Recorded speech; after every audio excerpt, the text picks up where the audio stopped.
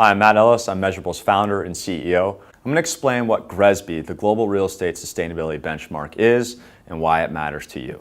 So GRESB is a real estate-specific sustainability reporting protocol. It came out of Holland about 5 years ago with the goal of giving investors better information about the sustainability performance of the real estate portfolios in which they invest.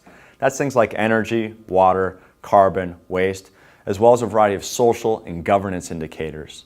So what's the survey look like? Every year it's a little bit different, but basically it's going to include 7 different aspects, and they're going to look at qualitative data, things like policies and procedures, as well as quantitative data. How much energy did you consume? How much waste did you emit?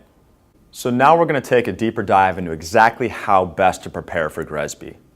Step 1.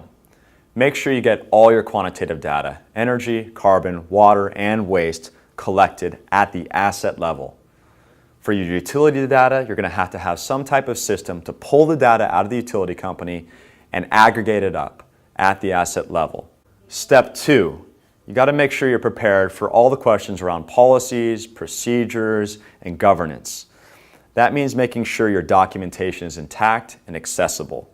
So if you don't have a policy on sustainability, if you haven't reviewed it anytime recently, or you don't have a committee that you use to look at and ensure the integrity of these documents, you're going to need to have those systems in place. And that takes time, so prepare ahead.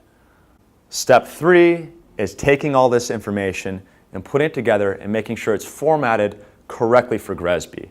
GRESB asks very specific questions in a very specific way. So it's not as simple as saying you have consumed a certain amount of energy. You have to make sure you understand how much energy at the asset level for each meter, and then for your portfolio overall. And then repeat that for water, carbon, and waste.